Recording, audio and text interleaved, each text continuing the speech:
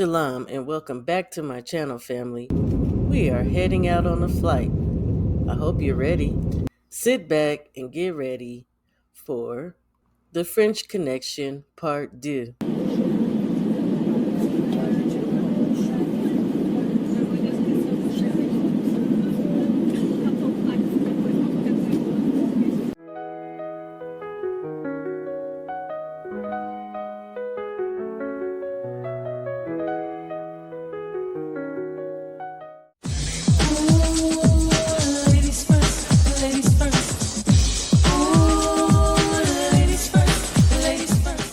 Carolyn Veyer, a featherweight who is 9-1, a French-born Canadian who just signed a deal with Salida Promotions and fought on the Shields versus Perkins undercard.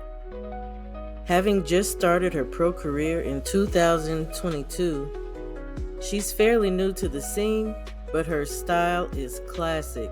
She's a pure boxer, never abandoning her jab. Carolyn readily uses the variety of shots in her tool bag.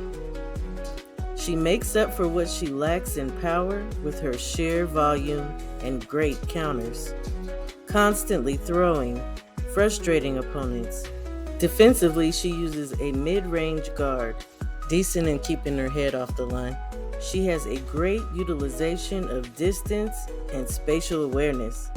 Her feet, always finding the best positioning, turning her opponent. She can even fight off the back foot fairly well. She may be newer to the scene and a little older at 36, but she is good and already calling out Amanda Serrano and Sky Nicholson. I personally think she should start at someone like Tiara Brown, but she's also calling out Sky Nicholson. And Tiara is top 5.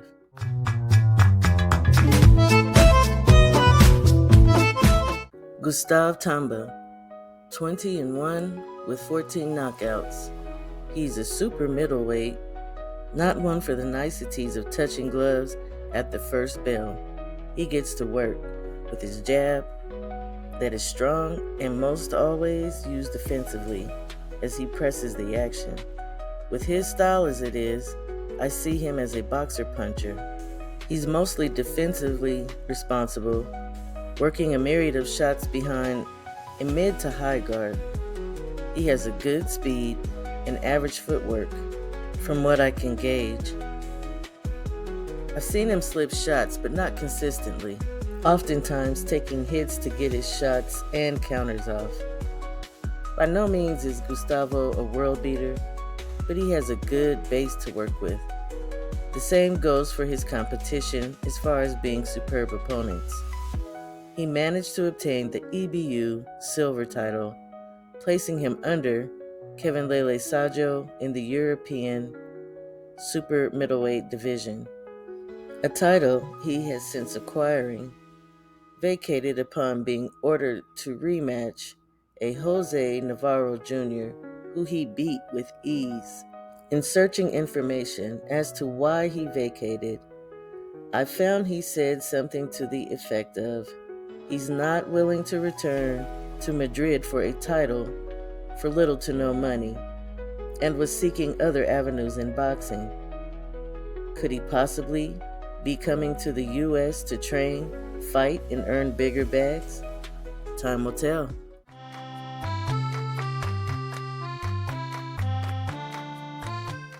Super middleweight Milan Prat is 25-1 with 19 knockouts, his one loss coming by way of knockout.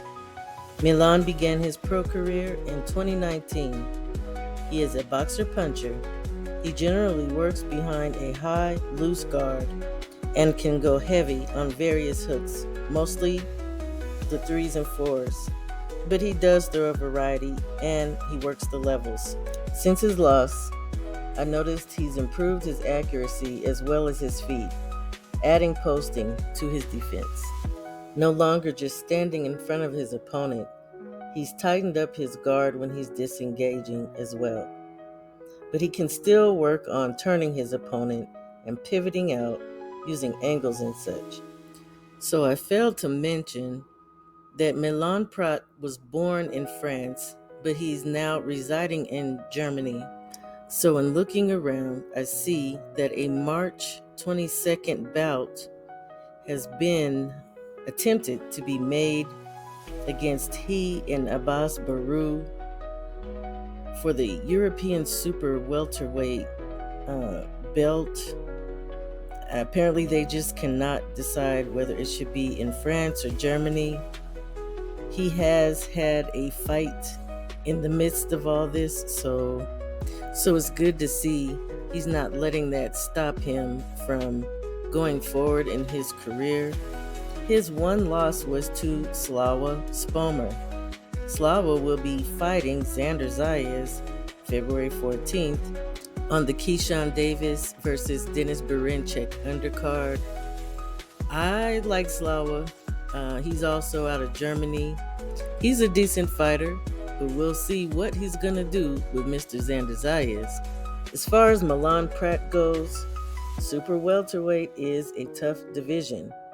You either up your game or you get rolled on.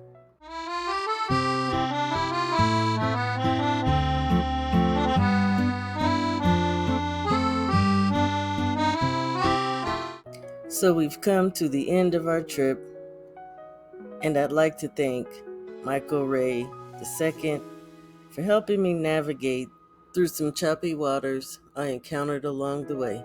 By no means am I saying that these individuals are world beaters, the next best thing smoking, nor am I saying they are next up to be champion. They are simply players in this sport that we love called boxing, and for better or for worse, consider this an introduction and a conversation. Thank you guys for stopping by. I love you so much, family. Shalom.